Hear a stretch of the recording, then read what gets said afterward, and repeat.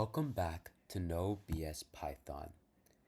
Today, we're covering the backbone of logic in Python: conditionals, the operators that help them, loops, and loop control. By the end of this video, you'll know how to make decisions in your code and repeat tasks efficiently.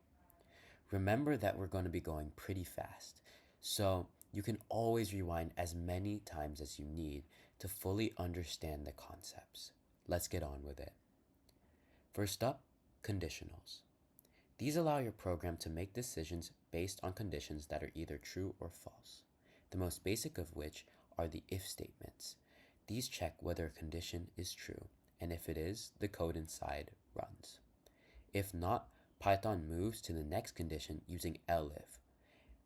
You can have as many elif statements as you need for as many conditions as you need to check for, and if none of these conditions are true, the else block runs finally as a fallback. A simple example I'm going to use to help you get familiar with the syntax and function of these conditionals is checking for someone's age. Well, age group actually. We're going to be checking if they're over 18, between 13 and 18, and under 13. So we'll just start with if, just start an if statement. Then we need a condition to check for. So let's just say we have an age variable somewhere in our program already. Age is greater than or equal to 18 to check if they're over 18. And I'll get more into these in the next section. Then you want to follow your condition with a colon. And then you want to just type the code that you want to run if this condition is true. So let's just say print over 18. And if this is false, we use an elif statement to check for a different condition. So elif age is greater than or equal to 13 and age is less than 18, and I'll get into this. We want to do some sort of code, but in this case we'll just do over 13, under 18. And else, if neither of these conditions are true, we can just do under 13. This is just a simple example using conditionals to check for certain conditions and run different code based on whether or not condition is true or false. I'm only using one elif statement here for simplicity's sakes, but you might need to use multiple depending on how complex your program is, how many conditions you need to check for, and just what you're looking for.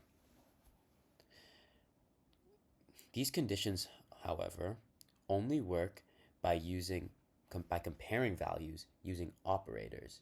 And in Python, there are three types of them: arithmetic, comparison, and logical operators. Arithmetic operators aren't properly or fully used in the checking of conditions in an if statement, but they are usually used in this section where you have to when you run some sort of code after a condition is deemed true.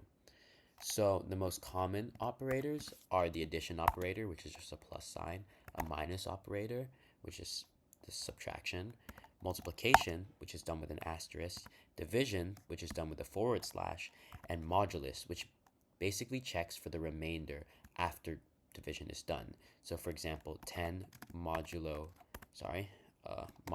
3 would return 1 because 10 divided by 3 has a remainder of 1. And to modify a variable using these arithmetic operators, usually done inside an if statement, the syntax goes as follows.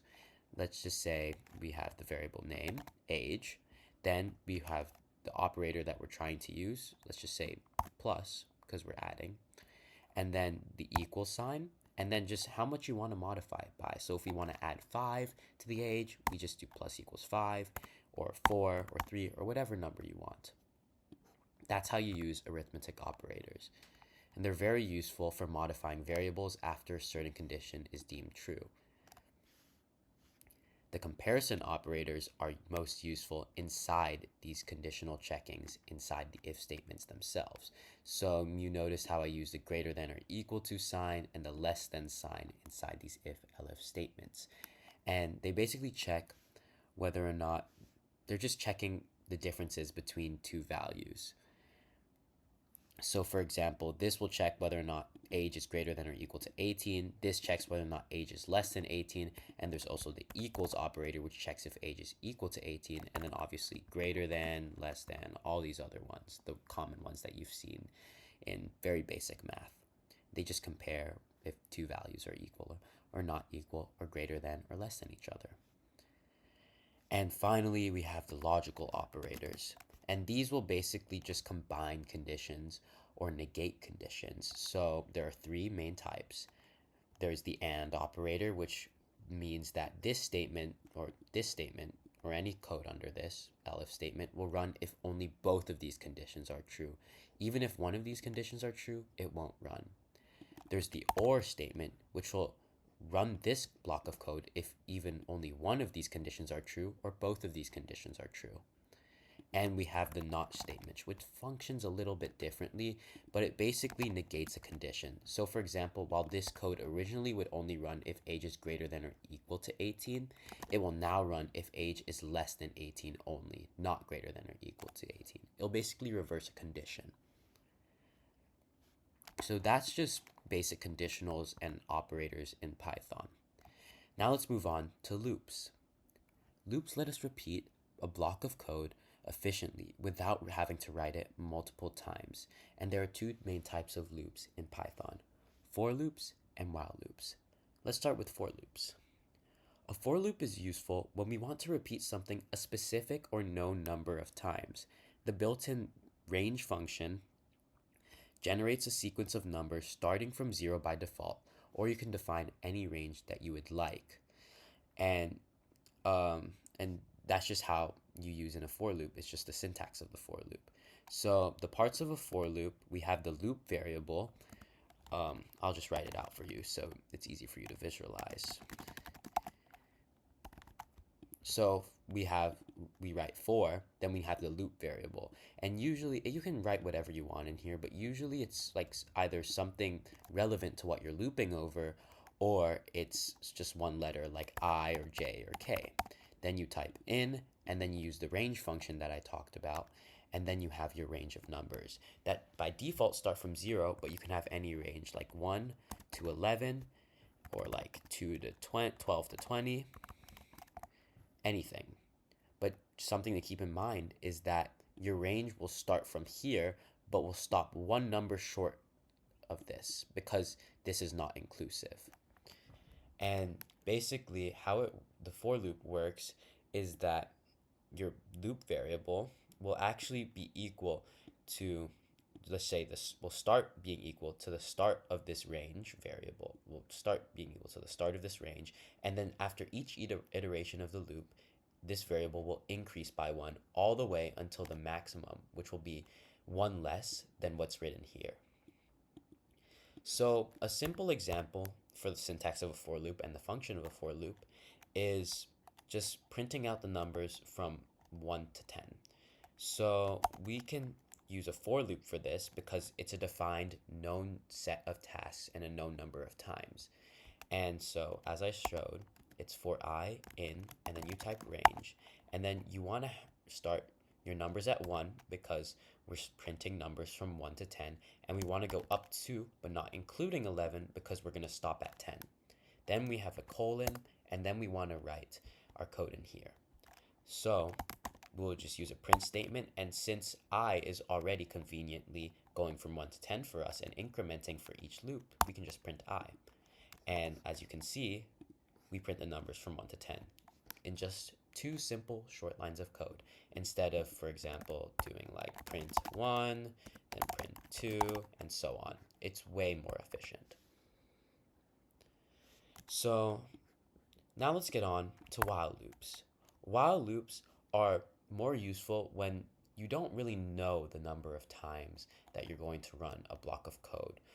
And a while loop depends on a condition that is either true or false. So for example, a while loop will only run for as long as this condition is true.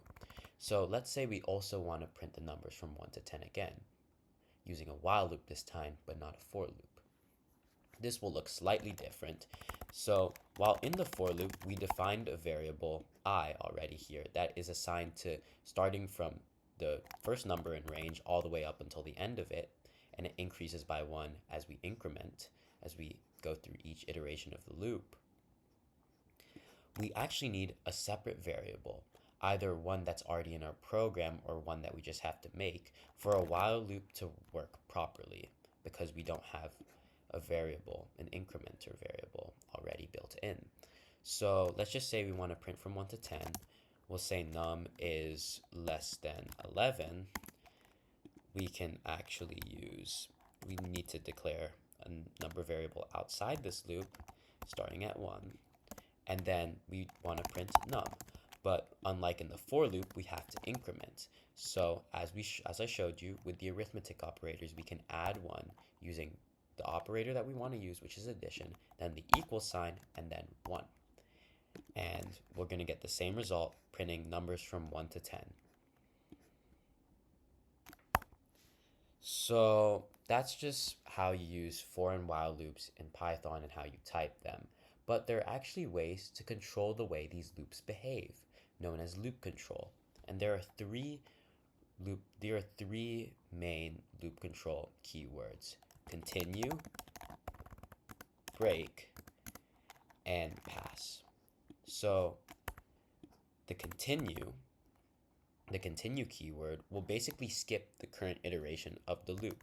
So let's go back to our original loop where we printed the numbers from 1 to 11. Well, let's just say, oh, I don't want to print the number 5, for example. Well, we can use our if statement that we learned here and check for when I is equals to 5. And if I is equal to 5, then we can continue, and basically what that means is we skip this iteration. We don't run anything below this continue statement, so we don't print the number 5 because this is below that. That's how continue works. The break statement will basically break out of this loop prematurely. So let's say we only want to print the numbers up until 5 instead of printing all the way from 1 to 10. Well, if I is equal to 5, we can run the break statement, which will basically break out of this loop prematurely. And now we won't print any more numbers because the loop isn't running anymore. And then finally, there's the pass statement, which is basically just a placeholder for when you're writing code, like this, for example, and you don't know what to put in here yet. Well, the pass statement is just going to make it so there's not that weird red line, which indicates that there's an error there. There's not going to be an error anymore because there's a pass statement. It's just a placeholder. So in summary, we have conditionals, which will run whether or not, and based on whether or not a condition is true or false, and will run the code inside them. Operators, which are used to check for certain conditions, compare values, and modify values after an if statement or elif statement has run. And loops, which run chunks of code multiple times without you having to write it again and again and again. Thank you guys for watching.